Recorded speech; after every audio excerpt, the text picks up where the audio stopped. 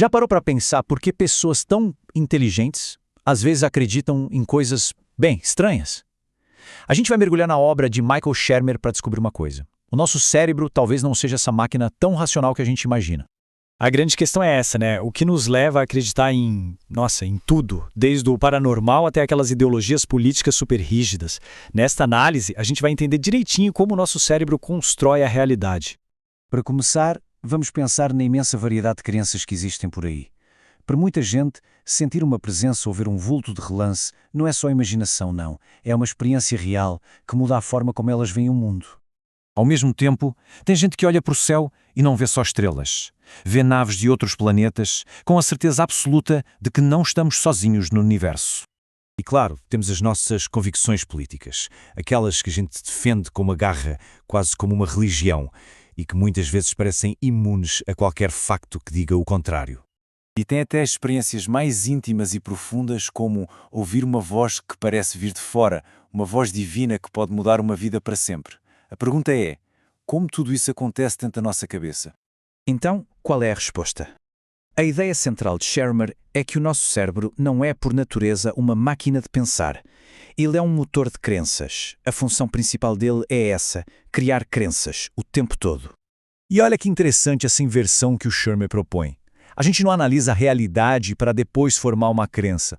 Não, a gente primeiro acredita e só depois a nossa razão entra em campo para justificar aquilo em que já acreditamos. A crença é sempre o ponto de partida. Esse processo funciona com base em dois mecanismos. O primeiro é a padronicidade. Pensa assim, o nosso cérebro tem uma fome gigante por padrões. Ele está o tempo todo tentando ligar os pontos, buscando uma ordem no meio do caos de informações que a gente recebe. Não importa se essa ordem existe de verdade ou não. E logo em seguida vem a agencialidade.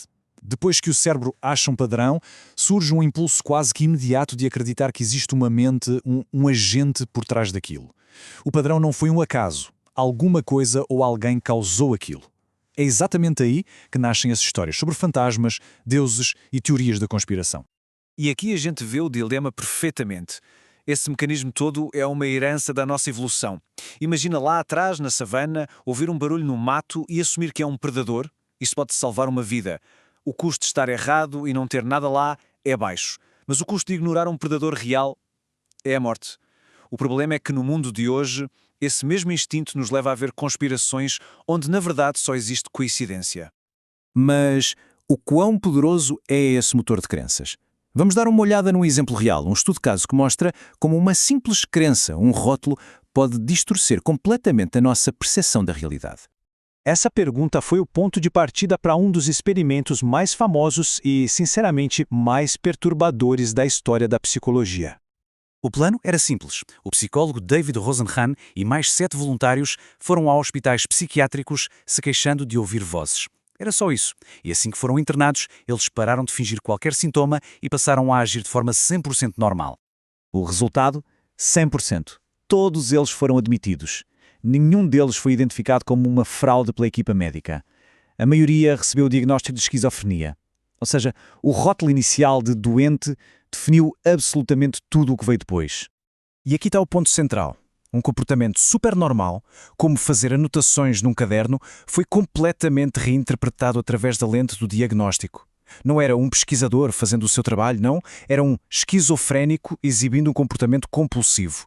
A crença dos médicos literalmente criou a realidade que eles estavam vendo. E agora, o detalhe mais fascinante de todos. Enquanto os profissionais, que tinham a crença firme na doença dos pacientes, não viram nada de errado, os outros pacientes, eles sim, sacaram a farsa. E porquê? Simplesmente porque eles não estavam presos àquele mesmo sistema de crenças. Eles viam o comportamento da pessoa e não o rótulo. E esse motor de crenças não para no nível individual, não. Ele vai muito além, ele molda as nossas sociedades e está na raiz das nossas divisões políticas mais profundas. E como isso se aplica à política? De acordo com o psicólogo Jonathan Haidt, o que nos divide não são tanto os factos, mas os padrões morais que o nosso cérebro está programado para procurar. É a tal da padronicidade, só que aplicada à moral.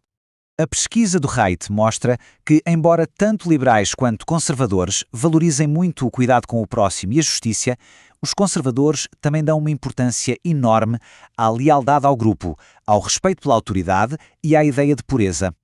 Já os liberais tendem a valorizar bem menos essas três últimas fundações. E o resultado disso é que a gente não está só discutindo política. A gente está, na verdade, operando em realidades morais completamente diferentes. Cada lado enxerga padrões que o outro simplesmente ignora, o que torna qualquer tipo de acordo ou entendimento mútuo uma tarefa, bem, incrivelmente difícil. Certo. Então, existe um antídoto para tudo isso? Será que tem um jeito de ir contra a programação padrão do nosso cérebro? Shermer diz que sim, e é um método que qualquer um de nós pode aprender a usar. Pensar cientificamente é, na sua essência, algo antinatural. O nosso cérebro, como a gente viu, foi feito para acreditar primeiro e só depois procurar as provas. A ciência nos força a fazer exatamente o contrário, a duvidar primeiro e só acreditar depois que as provas forem muito, muito sólidas. E isso nos leva a um ponto fundamental. Ciência não é uma lista de fatos para decorar para uma prova. É uma ferramenta ativa. É um processo que a gente pode usar para corrigir os nossos próprios erros de pensamento, para separar os padrões que são reais daqueles que são só ilusão. Isso tudo nos deixa com uma última pergunta, para cada um refletir. Se o nosso cérebro é essa máquina de criar crenças que se justificam sozinhas, como é que a gente pode saber a diferença? O desafio talvez não seja eliminar as crenças, mas ter consciência de como elas se formam. E quem sabe, só quem sabe, escolher duvidar um pouquinho mais.